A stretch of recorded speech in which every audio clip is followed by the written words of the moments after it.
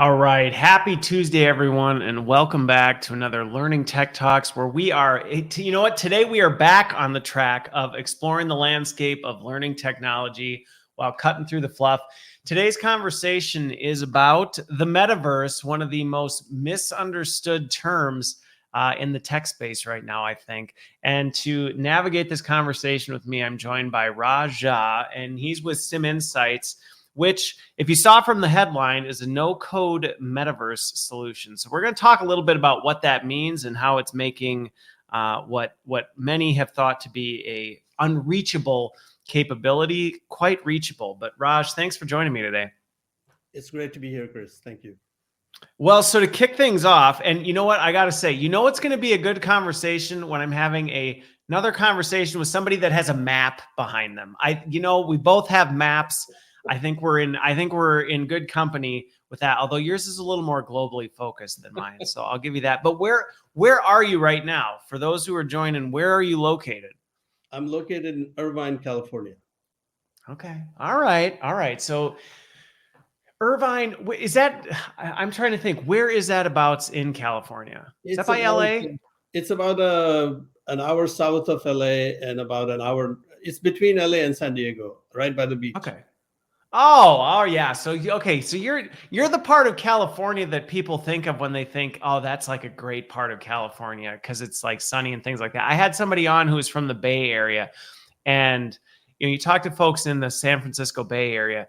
It's not always sunny and nice and warm in the Bay Area, but in other parts of California it is. So, okay.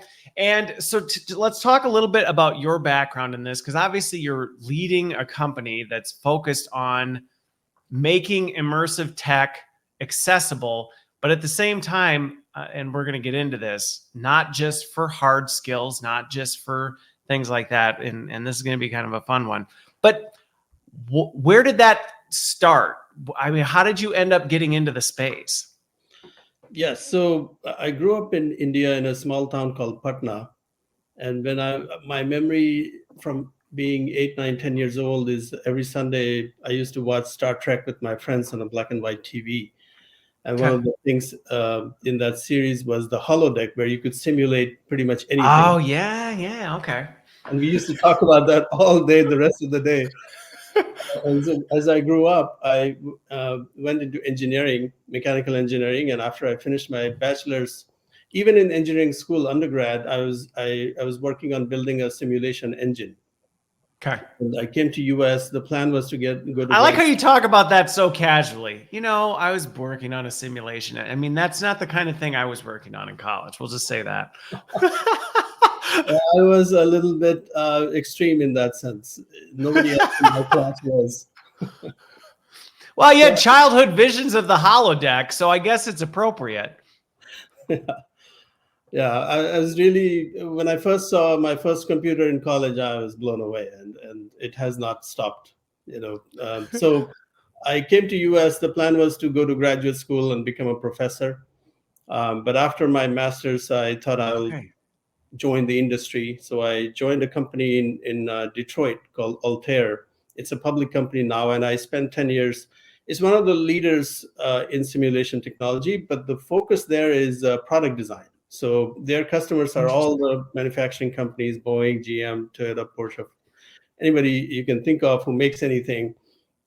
And what I saw was the use of simulation at a massive scale for product design. You simulate physics on the computer, so you don't have to build prototypes in the real world, and you can get everything done 10 times faster. So that company was doing simulations, but it was more for like the product design and things. Let's replicate. Let's create a digital version of something so we can manipulate, modify, tweak, but play with the physics and see how this all is going to work, so we can determine before we actually take the time to manufacture this thing, how's this thing actually going to play out? Exactly. Okay. And that industry has continued to grow, but after about 10 years, I kind of had. I started thinking, okay, I'm very comfortable, got promoted. Is this what I want to do for the next 20, 30, rest of my career? Okay. And I felt that I needed to challenge myself. So I started this company, SimInsights, and I put the word sim right in the beginning. Okay. The second part was the insights part was really about learning and training because Okay. uh, um, what changes in somebody's mind when they use a simulation. And I picked UCLA because they have a great school of education that does a lot of research in learning and assessment. So I Yeah. got my MBA there and worked on the company in parallel. Now this is 2009, 10. There are no VR devices. Even mobile devices were very early. Um, so I had to kind of find ways to keep going until about 2016 when the Okay. VR AR devices came to the market. And that's, Yeah, when they kind of hit their, I mean, they existed, but they weren't really anything anybody had accessibility to. It was, yeah, they were very expensive, very hard to get access to. yeah. Okay. Once in our team, we started playing with these devices, there was just, It was game over. there was just no turning back. And there was an opportunity to bring all those ideas to reality with a focus on learning and training. Okay. So total random question, because more just curious. So initially you thought you were going to go into academia, kind of go the academic route. What ended up making you even divert? Because obviously you made a diversion from simulation design of kind of product design to more the education. But it almost sounds like there still was something connected to that education, because initially you were going to go traditional higher ed, then you went product, and then you kind of landed somewhere in the middle where it's like, well, I'm still doing education, but so why did you end up pivoting off of teaching in a traditional sense? So after I joined my first job, within 6 months, I really was bored, as many of my friends predicted, and I applied for Okay. graduate school, had a fellowship to go to Penn, do a PhD in robotics and AI. But there was my company offered an opportunity to get a green card in just 8 months, so I shelved that plan. Then Okay. this, I love the pragmatism of it. It was an and then the 8 months became good 2 years. reason. And in those 2 years, I got promoted and sent to different countries, and I had this entirely new exposure that I never had before uh, in life, and that Okay. opened up new options. And I thought, starting a company down the road is not a bad idea. I can still have fun building new technologies and products, and mentor people, and work inside a team building cool things. So this is kind of how I talked myself out of that become a professor track to. Got it. Okay. Okay. Well, but again, you kind of came back, like I said, you came back somewhere in between. So I am curious then on this piece, because you've obviously been doing this, and this is one of the things I think a lot of times people see this new space, or I'm not even going to say new space, immersive tech, VR, metaverse, as this new thing that kind of grew, in the past couple years, which it's grown, but it's not brand new. But I am curious how you've seen that change, because like you said, this was back in 08, 09 when you were first doing this, which, I mean, not, and even today, not everybody has a headset, sitting on their desk, but in theory we could, because they're that accessible now. So I have to imagine in those early days, it was a lot of more conceptual prototype type work. I mean, how has that evolved relatively quickly in the last 10 years? Yeah. So even in 06, 7, 8, at the company where I was working in Detroit, they had a room scale system called the CAVE. The CAVE, CAVE, Cave. is an acronym, as a computer aided virtual environment or something. But that's a very old technology, like Okay. 90s, 2000s. You can find a lot of caves in different companies. So the way that works, Really? So these were like a thing, kind of like, I mean, I just think you go back like to the 80s or something, like computers used to be full rooms in certain companies to be able to do this. So was it similar in those times where, like, if you were doing stuff with simulation and immersive, you had these giant kind of bulky environments that you had to work with? so the way that cave system worked is you had lightweight glasses, but these Okay. had little balls, 2 or 3 balls on each of these glasses that were used for tracking exactly where you were looking. And there would be a computer workstation far off in the corner that would do all the rendering, and it would project it on the walls of the room.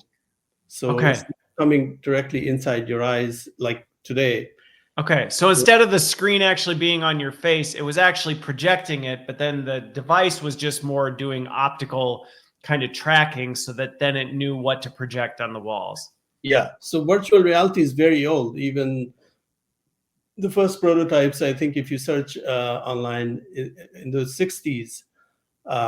Yeah, I mean, they go so back. yeah. So because the value of having the display adapt to you was obvious to people long time ago, and it's just a matter of hardware. Okay. And interestingly, the breakthroughs that led to Oculus as a company happened right here in Irvine. That's true. That's true. So as and we're going to get into how this all ties to learning and development, I promise. Because one of the things that, you kind of said, you obviously made this decision to say, all right, we need to go from simulating product design, which again, I think is another very powerful capability of simulation, to be able to say, well, rather than waste all the materials and the dollars on some of these things, like let's test this out and actually see how this plays out in real life before we invest the time, resources, and all this into actually creating this.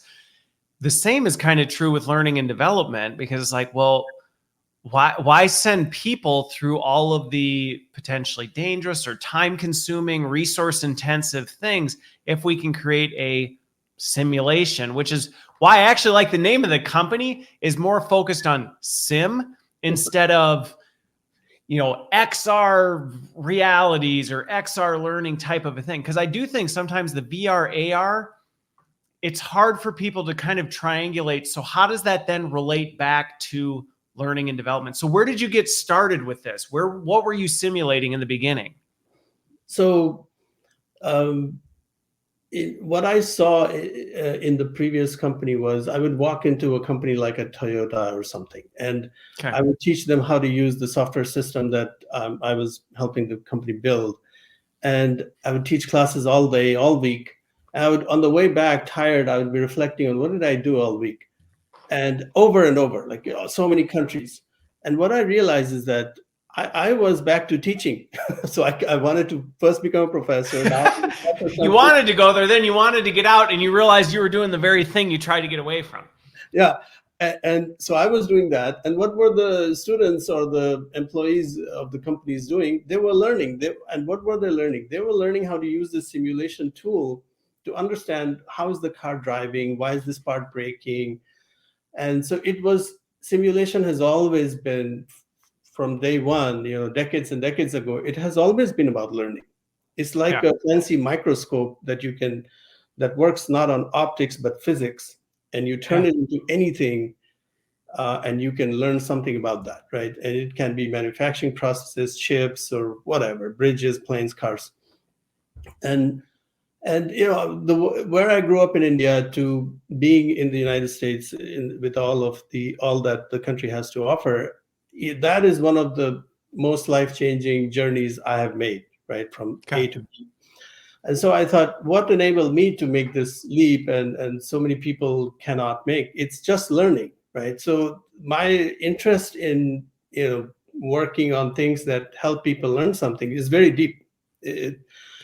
And so it just so happens that I worked in simulation industry for very long. So I just can't help trying to connect the two together and make it easier for people to learn better, right? And in our company, we believe that simulation content, 3D, immersive, interactive, intelligent content is the most powerful type of content because it's the closest to how the brain is, right? Like we are in a 3D world, it's interactive.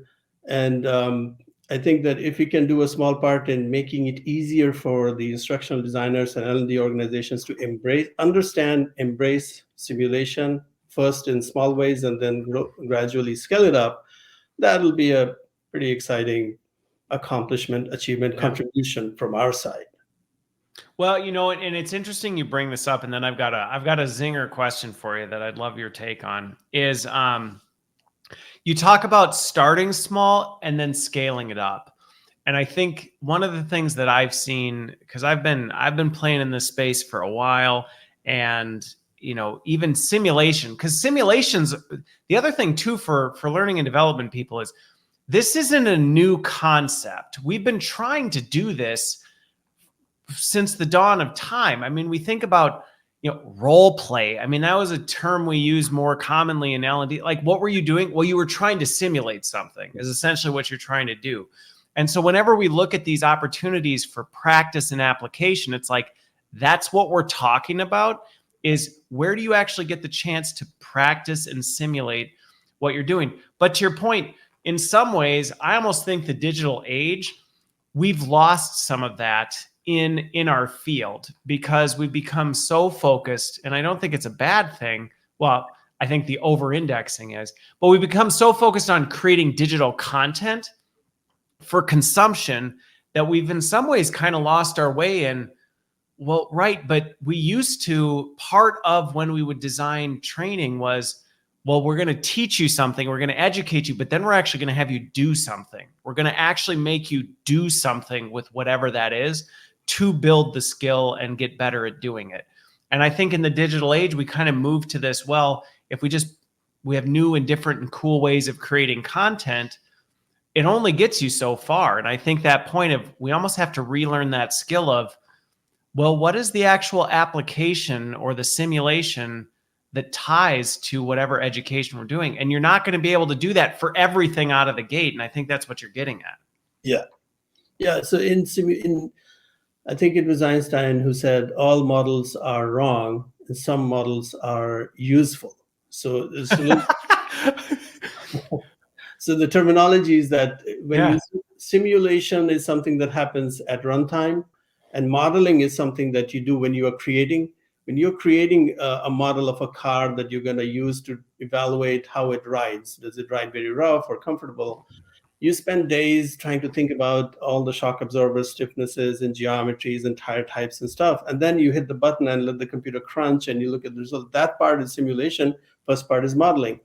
So in modeling, the big word is fidelity. Like, there's always two things. There's the real world and the model, and there's always going to be a gap. And the shorter you want the gap to be, the more money and time you have to spend. Yep. So that's where the judgment comes in, the human judgment of, like you were saying, how much of that reality do I want to bring in? What's my budget? How much time do I want to spend? And that's the role of the learning designer and the L&D professional to well, you kind of took the air out of the next zinger question I was going to ask, because in the post yesterday, kind of like teasing this episode, there was a pretty good discussion going back and forth with people on the concept, because sometimes I see this debate, and actually I'm posting about it tomorrow, kind of unrelated, but it's kind of this, well, virtual reality is not as good, or it's good or it's bad, and it kind of drives me bonkers, because I'm like, that's not kind of your Einstein quote. It's like, well, it's not good or bad. It's just useful depending on what you're doing. So if I'm hearing you correctly, and maybe clarify, I don't think anybody I've talked to who's in this space is necessarily advocating that simulation replaces real life. Is that fair? Yeah, it cannot really replace real life. Even if you look at the most expensive deployments of simulation, which are in flight simulator training, where you have a box on a steward platform and you are learning to be a pilot. Yep. It's very expensive, but after that, you still go on a plane and you fly. You still go on a plane. Yeah. Well, and I think that's the point where I'm like, what we're talking about is, how do we close that gap from concept to reality so that it's not quite such a big divide? And I think that's... If I can interrupt you. Go for it. That was exactly the tagline of the company where I worked, Altair. The shortest distance from concept to reality. I worked there almost 10 years. Well, but I mean, that's really what we're talking about. And sometimes that's where I see the debate about immersive. And it's like, people are arguing over whether this is going to replace reality or not. And I'm like, I don't think you're understanding the purpose of this. The purpose is not to replace or eliminate the need to do things in real life. The purpose is to say, rather than saying, here's how I think this should work, now let's shove people into it and see what happens and go, whoa, wow, that was a big gap. Like we had a catastrophic failure. Okay, well, if we could have learned that in a simulated environment, we could have learned and made tweaks to the concept or the model so that by the time we actually get to real life, I mean, I'm just even thinking prototypes of cars. You don't want a car to explode with people in it. So you simulate it so you can practice the physics and the geometry and all this and kind of say, like, how's this thing work? So you'll catch if it blows up before you actually manufacture and puts this thing out on the road. And that's essentially what we're trying to do in learning and development. Absolutely, 100%. And I'll add one thing. So what's happening now is that people are training robots in simulations. Okay. So you can interesting. You can immerse. Okay, so self-driving cars, you know that they drive a certain amount of miles in the real world, and they drive 10 or 100 times the amount of miles in a simulated world. Really? So all these self-driving cars are learning to drive in a simulated world. Same thing for any robot. And this is also not a new idea. This idea, when I was applying to go to graduate school in 2001, this was one of the ideas that was the reason why I wanted to go into the field, because there was so much that was that remained to be done. But today, with the technology that NVIDIA provides, what's happening is that I'm a robot. I'm in a simulated world. I'm getting frames from a simulation. I can't tell if these frames are from a real camera or a simulated camera, and I'm learning all the deep neural networks and controls in the simulated world. And I'm going to be, the moment I master something, all these neural network weights can get transmitted to all the other cars or all the other robots. So the reason why I bring this up is that it's kind of, it doesn't make any sense that robots are using some kind of technology that humans are still debating about. So I know this is a total geeky, techie topic, right? I mean, I fully recognize, for anybody who's watching or listening who's maybe not into tech or is only just kind of exploring, I know you may be like, wait, neural networks, robots, like AI, like I get we're getting a little deep in it, but your point is actually one, I don't think we always think about that. The fact that it's like, so these self-driving cars, they're not learning how to drive on the freeway, nor would you want them to. You would not want a self-driving car working out the kinks, flying down I-90, taking out semis. You'd be, and if anybody proposed that to you, you'd be like, that's ridiculous. That is a ridiculous idea. We should never do that. Yet, on the flip side, when we talk about people, we accept that as okay. We're like, well, you know, I know these people have like zero idea how to do this job, but we've hired them and we think they have the right, you know, they answered the questions well. So like, let's just put them on I-90 and see how much damage they do. And it's like, well, we don't have to do that anymore. We actually can say there is a way to actually create those simulated environments that, even similar to your robot analogy, they can practice more frequently than they could in real life, because you can actually create a situation that is repeatable multiple times over for them to actually learn and practice and simulate, not to replace them doing it in real life, but to augment that, to say you can get better and better and better and learn and gain the insights so that you do a better job in real life. Yeah, absolutely. Okay. See, I get really, I'm actually glad you went down that like kind of techie, nerdy path with the robots, because it is really funny. Because again, if you were to propose that and say, no, we don't want to do simulations on robot training, it's too time consuming. It's a little you would be thrown out of the room. I mean, they would literally throw you out of the room, but that's kind of the way we've accepted that for people, and we don't have to. Right. We don't have to. The technology is so good that it can, a robot can be fooled that it's in the real world when it's in a simulated world, right? So the same technology is available for training people students, workers. Okay.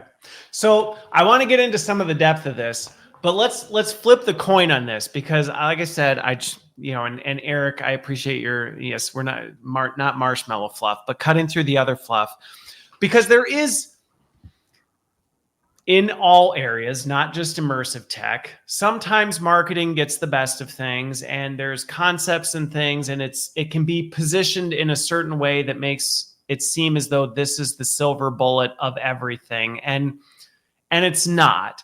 So I am curious, what are some of the at least watch outs or limitations where you would say, going back to it, it's about really assessing the situation and saying, really what we're trying to do is close the gap. And we still need people involved in that to determine, well, what is the acceptable level of gap, or where do we need to close that gap? We don't just blindly throw this at everything. Having done this for quite some time, where have you seen where you go, well, these are some considerations to make, or how to think about this? And well, I'm going to stop there because I do think it is fair to say, listen, this isn't something that you just blindly go run around and do for everything. Right. So in a business context, if a company is considering the most optimal way to train a certain number of people on certain knowledge, skills, and abilities, then you have to consider VR in the context where you have other choices. You have mobile, web, in classroom training, many choices. And then there is VR. So with VR comes certain number of issues, right? Like the headset, you have to invest in the equipment, people, as opposed to a phone, which everyone has in their pocket all the time, right? So when you look at it holistically, there are some areas that may not make sense to do this year in VR. Okay. And I'm not the expert on, if I say that topic X is not good fit for VR, I need to have done a certain amount of work on absolutely being sure. So I can't say that. Well, and I don't actually think it's good to say this topic is good for VR or bad for VR, because honestly, it's one of those like, well, there's so much nuance, you kind of need to explore the topic. But I think getting to your previous point, what you were saying is, what are some of those considerations to be like, well, here's things you need to take into consideration when you're considering a topic. Right. So the second part of how to go about answering this question is actually, so I used to think a year and a half ago that if you asked me a question about 2 years ago, I would have said, it's clear that VR is useful when the task involves a lot of physical motion. Okay. I no longer believe that, because there are studies that have come out that show that even for simple things like memorizing something or learning a concept, like a math concept, VR is superior. Or actually, I don't think that's quite been shown, but VR has a lot of potential to be superior. Okay. So the set of things that one could say that, oh, VR is not necessary for that or doesn't give you any additional benefit, that set of things is shrinking. Yeah. Well, it's funny you mentioned that, because I have a similar point of view where I'm like, when I hear, oh no, VR won't work for that, I'm like, there's a very growing smaller and smaller category of things that I would say it doesn't work. Now, you may still look at a situation and go, I don't know that it's right for this situation because of this circumstance or for this reason or this environment. Sure, yeah, you may still come to that conclusion, but to conclusively make a blanket statement of it doesn't work for this, I'm like, I would be very careful saying anything about, well, it won't work for that. And I think your point of, I think before, and I think a lot of people still have this idea, well, it's really good for very tactical, you're trying to get people to practice doing a thing, which it is really good for that. But that's a very small percentage of what it's good for. Right. Yeah. So I was speaking with a researcher in the field of embodied cognition recently, a professor from Berkeley. And what he said, it's very interesting. He said that if you go evolutionary on the evolutionary timeline, if you go way back when organisms evolved, first they just had muscles to move. They didn't have eyes or ears or anything. They just had muscles. Then the sensory system evolved to support the muscular system, the control part, right? The sensory system came after.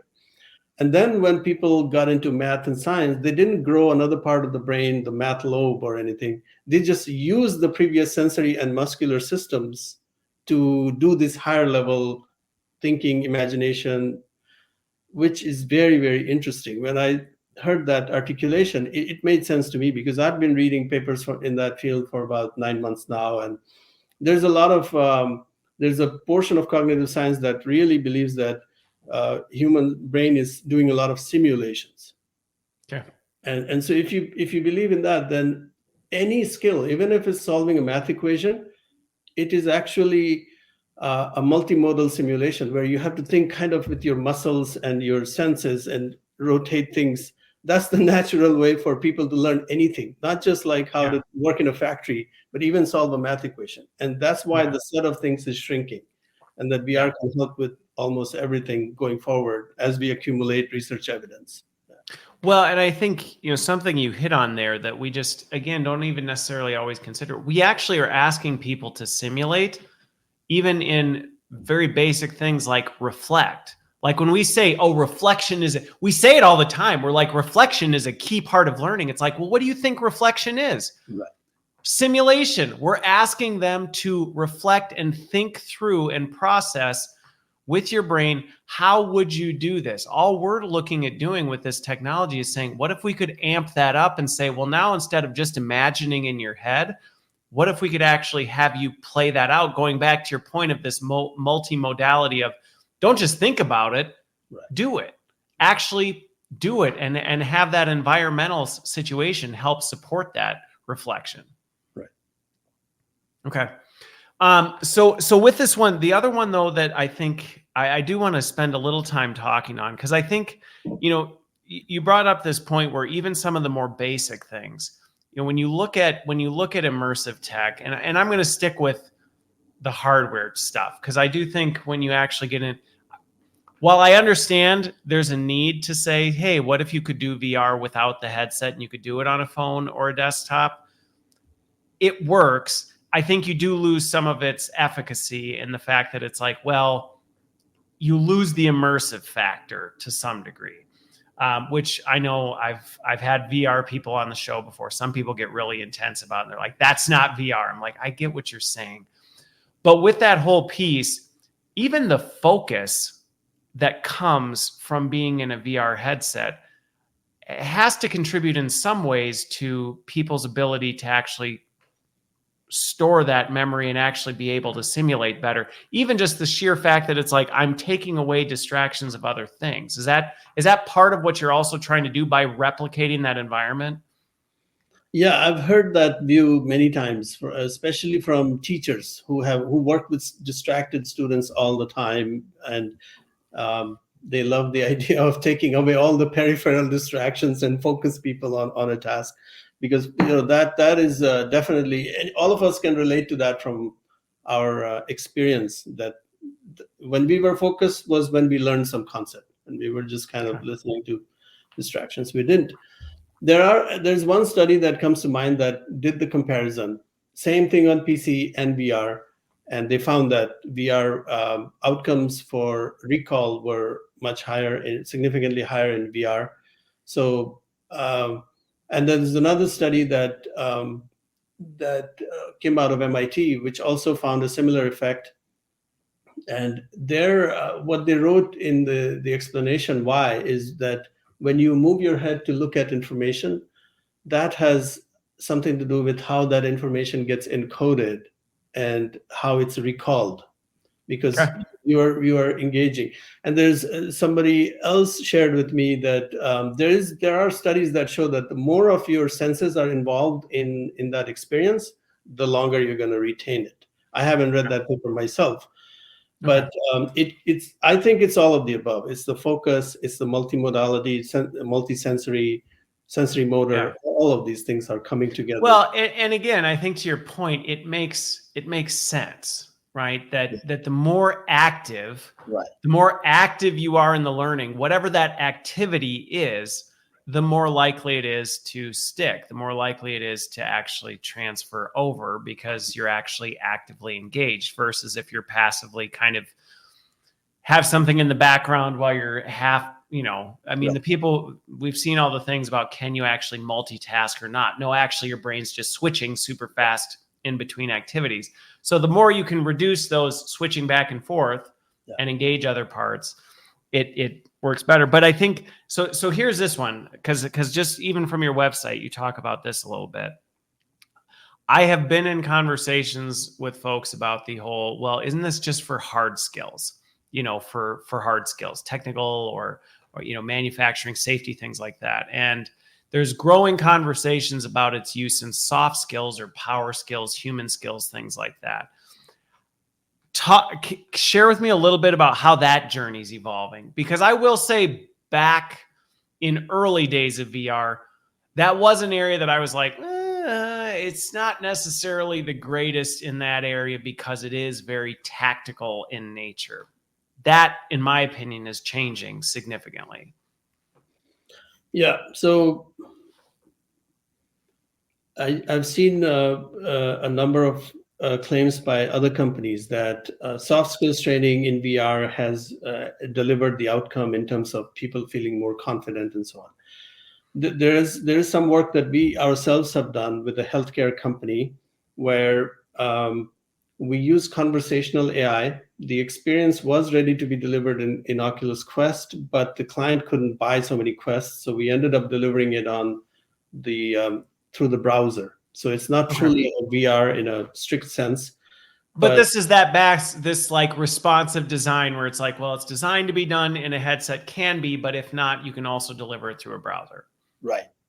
So in soft skills training, most of the high-end training, you do find that you can speak to the characters because that makes it more authentic. And going back to the multi-sensory, multimodal, the more senses you bring in, the higher likelihood that you will activate that in real life and transfer it, right? So I think that there are some issues that people can get hung up on, such as the uncanny valley of the characters not being photorealistic and lifelike, or the text-to-speech voices being robotic. I think that some people can be skeptical about that, and that's okay. Like, we just have to accumulate enough research evidence and data to show that there's outcome possible even with right, that the outcomes outweigh the like quirkiness. Yeah. I haven't seen any studies which really that's another thing. So yesterday I was in a webinar, engineering webinar, where it was about 3D printing, and there was a slide that said technology is ahead of the science. And I really liked it.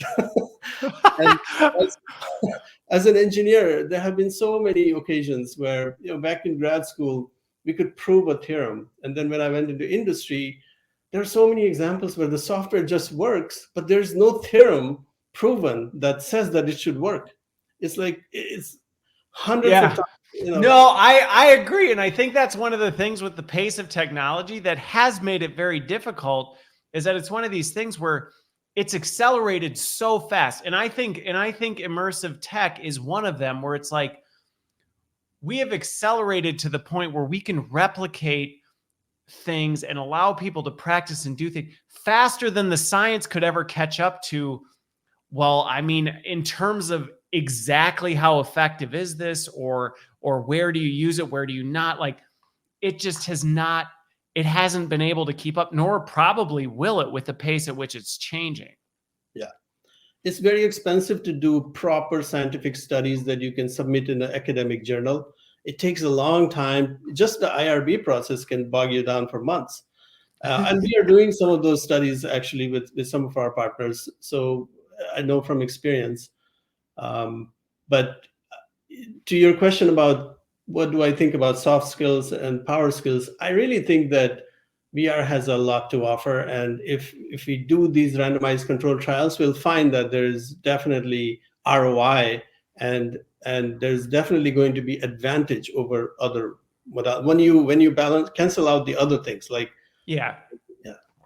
Well, and I think this just goes back to, it's not a good or bad or greater than or worse than. You have to evaluate the situation and say, what are we really trying to do? And do the benefits outweigh the risks or the limitations? Now, one thing I do want to define, just for folks who this may be, they may not be quite as nerdy as we are in these topics. We talked about conversational AI.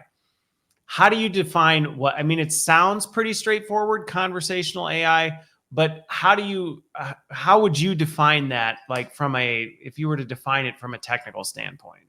So the goal of conversational AI is to someday down the road have a virtual agent that can have a conversation with me or you the same way you and I are having a conversation. Okay. No. And which is a combination of, it's a combination of NLP, machine learning. I mean, you got a whole lot of tech that's going into that. It's not something that is super simple, which I will say in this one. And to me, this is where conversational AI, as far as I'm concerned, is one of the most promising things for soft and power skill development in immersive tech, because this then actually allows you to simulate human interaction, which so often is the part we struggle with trying to simulate. I mean, and not just even without immersive tech, we struggle simulating that with traditional tech, where you're like, well, geez, do we have like the manager have this conversation? Do we put them in peer groups? How do we actually do this? And I think that's something that is opening up a wealth of possibilities. Yeah. So at a high level, if you think about last decade, until 2020 was about computer vision. Yeah, it was all about the vision. For the most part, it's kind of solved. That's why you are seeing companies claiming they have self-driving cars, because now the cars can see. And similarly in robotics and so on. This decade is about conversational AI. It's funny you say that, and it'll be really interesting to see how that progresses, because that does seem to have been the trend. It was like, well, we've got to get, and actually you're seeing some of these things in other areas, which you actually watch the subtleties in your consumer grade stuff. You see that it's starting to happen.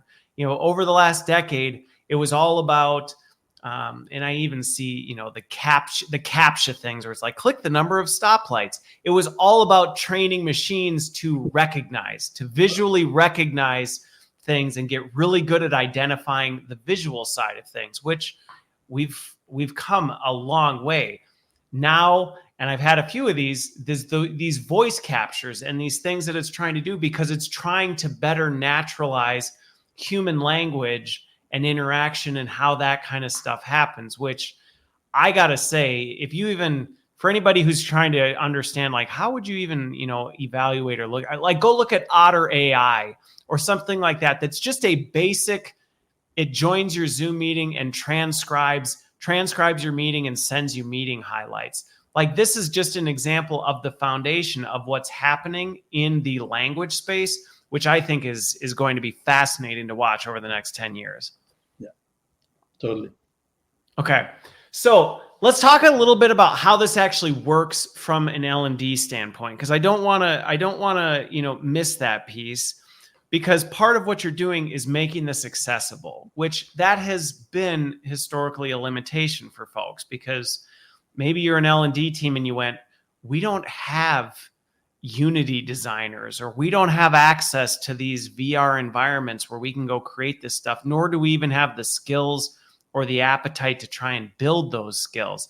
So what really are you doing to try and make that more accessible so an L&D department can get into this space without all of that? Yeah. So 3 years ago, we started working with the early customer, and they had a soft skill scenario that they needed to roll out kind of on an urgent basis. This was just before COVID. And so we talked to them, hey, what do you have? So they had flowcharts of narratives, and they wanted to train a few thousand people on how to handle those conversations with real life people who are coming into their establishment on a daily basis. So imagine the challenge of training a few thousand people on how to have a certain structured conversation, what to say, what not to say. in a way that you can sleep at night knowing that they will follow that training. It's a pretty daunting task.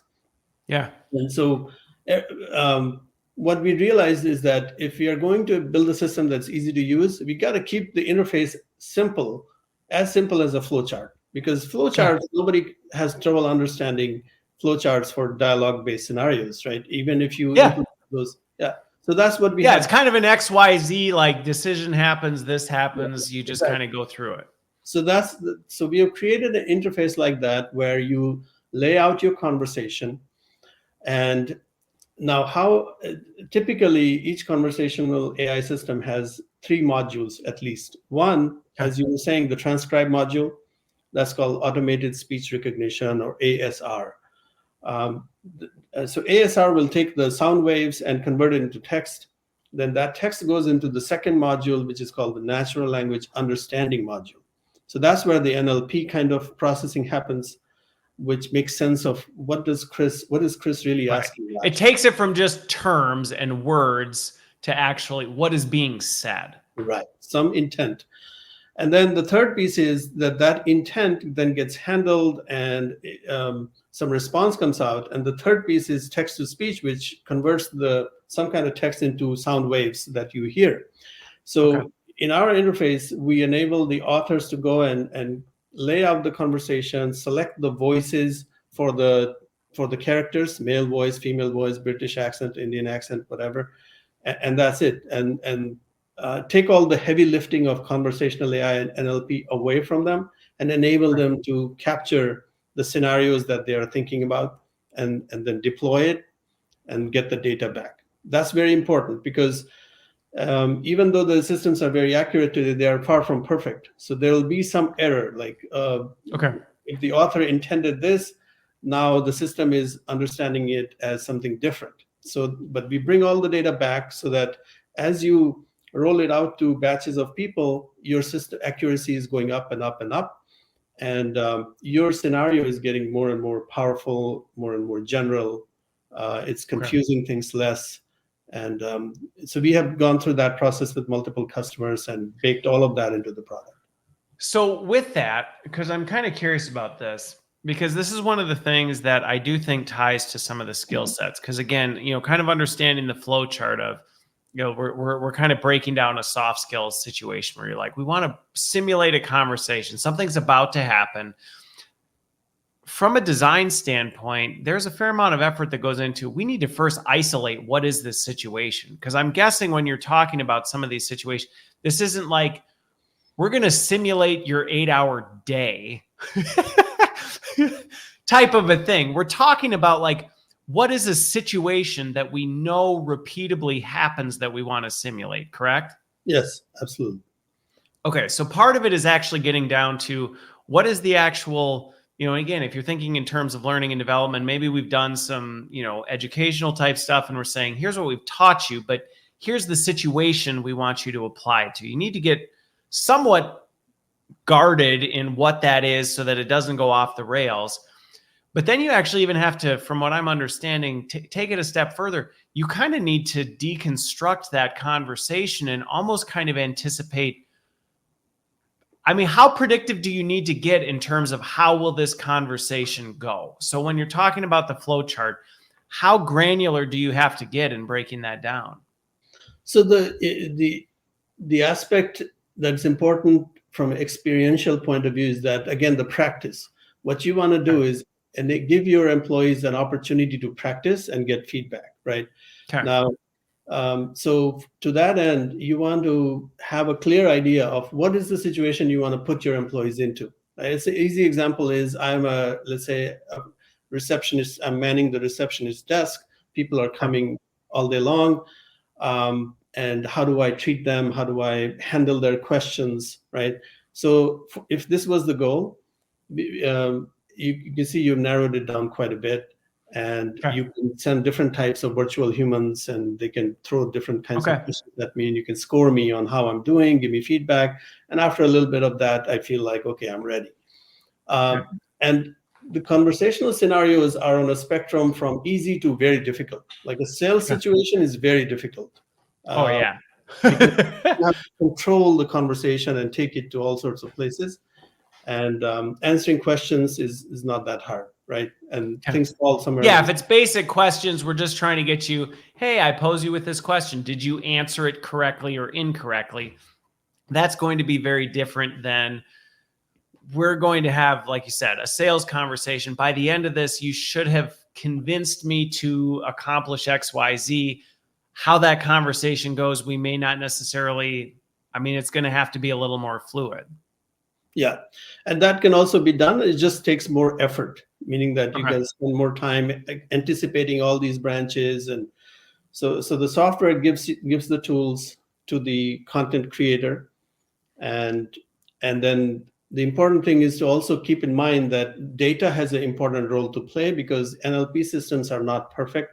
Even if you take a very capable human, they also will require you to give them exposure to a number of instances of a certain situation, right? If they don't have prior experience. So the same thing with the AI system. Okay. So part of that simulation design is not just to be like, hey, we have this one very robotic, simple situation that you're going to go through. You're going to, I mean, the user's going to get bored if it's like Cindy keeps walking up to me and asking me the same question, and I just keep answering Cindy's question, and I'm told good, not good. And it's just this. So you are almost building a variety of these different situations that people can interact with. Yeah. And we make all that easy. That's the hard work that we are doing every day, and taking feedback is how do we free the customers from the burden of all this technical complexity around conversational AI, and enable them to roll out scenarios that outperform traditional multiple choice type, or save the cost of in-person training, right? So that's kind of our focus. So would you say, because I'm just trying to think of kind of where this is going from an industry standpoint, because if you look at, okay, and this is a similar path that followed with off the shelf digital learning. But I think the thing that's beautiful about immersive tech and AI is the fact that there's really no off the shelf, because there's no predict. It's like, well, that conversation is going to go how that conversation goes. But what, in some ways, what you're talking about, if I'm replaying this back correctly, is you looked at, let's use compliance as an example. Every company in the world had some instructional designer somewhere back in the day that would create their own version of ethics and compliance training. And they would try and create like, well, and here's the situation. They would come up with like, present you with these, how would you respond to this situation? How would you, and everybody was designing their own. And then eventually companies kind of caught on that, you know what, is what we're doing really that unique, or are these situations relatively similar? And some companies got wise to it and started saying, we can create ethics training for you that everybody can use, and it's 89, 90% of what you need. Is that kind of where you see immersive going, where it's like, well, it's not off the shelf, but we can know what the common situations you already are probably dealing with a relative sense of accuracy. You have the flexibility to kind of build some of your own custom if you need to, but we've also got a bit of a portfolio of ones that are relatively accurate. And because it's AI and NLU underneath it, people are interacting naturally. So it's not a, wow, that's a caged, kind of response type of a thing. Is that kind of the direction you see this going? Yeah, it is very likely to go in that direction. And the way the AI techniques work is that is in line with the business model going in that direction, because you can take a little bit of data from a customer and fine tune the AI, make it even more specific to that customer. You don't have to start over. So it makes sense for one or a few companies to build up a big collection, just like it happened in the 2D kind of video or multiple choice. Yeah. The same thing probably will happen in this story.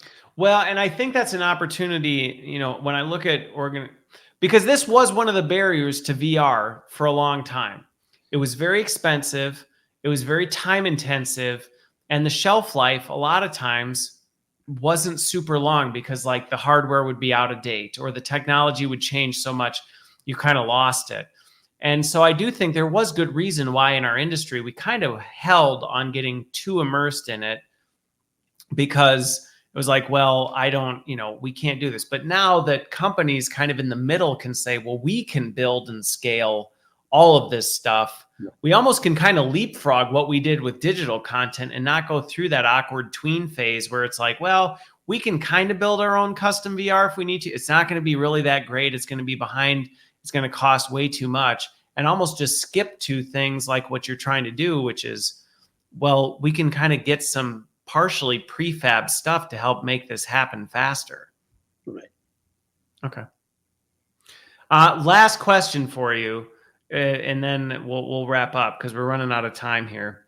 What are some of the things that, if you look at what's changed in the last, since you started, right? So, since you really got into that, I mean, you've been in this simulation space for quite a while, but if you look at kind of where it is now, what do you think some of the biggest changes we're going to see in the next few years are going to look like? Like, where do you really see things shaping up or dramatically changing or dramatically improving over the next few years?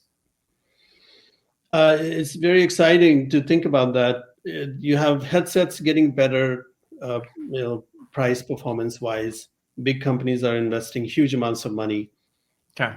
Then you have 5G internet coming faster and faster. That's important because number of polygons matters. AI latency matters in conversation. Every 50 milliseconds speed up, you're going to notice it. So because that's what we're talking about, where when you talk to this conversational AI and then there's this awkward pause where it's processing everything that happens and then it responds. And so the tighter we can get the internet speed, the faster that response is going to happen. Yeah. Okay. So 5G is important. Headsets are important. AI is important, obviously. And then the graphics and rendering, the work that NVIDIA and others are doing in making everything photorealistic, that's important. So that's what's exciting for people in my generation who kind of watched Star Trek growing up. It's like, oh my gosh, that all stuff is closer than we ever thought back then. Yeah. Did you think as a kid when you were watching this on your black and white TV, did you ever think that like, no, this is something that legitimately in my lifetime, I'm actually going to get to play around with?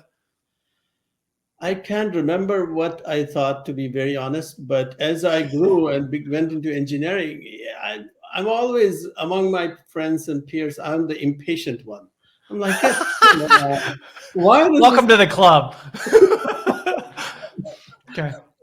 Got it. Well, you know what? I know this was, we got a little more technical than I have in some of the previous episodes, but I think that was actually extremely helpful because understanding what this is and how it all fits together actually does, from my perspective, make it feel less intimidating, less kind of ethereal, and more practical in terms of, yeah, this is super like we don't want to undersell. This is super complicated, advanced technology, but it's much more accessible and it's becoming much easier to use to the common user than I think it ever has been. Yeah. And there are a lot of companies like us making that happen, working hard every day. So for the L&D organizations, I really think that the time is now to start working with this. I agree. And it's not always a popular opinion, but I will get behind it because, again, I feel like the person who like, if somebody suggested let's train robots without simulations, I'm like, that's essentially what we're doing with people, and we don't have to, and we just need to stop saying, well, that's just the cost of doing business. Like, it doesn't have to be. So I appreciate you taking the time today, Raj. Thanks everybody for tuning in. Hopefully you feel a little more. I made a post last week about raising the bar in terms of digital acumen and how we do this. Here was an opportunity to actually get a little bit deeper and raise your skills in those areas. So thanks for making the time, Raj. Thank you so much. It's great speaking with you, Chris. All right. Have a good one, everybody, and have a great week.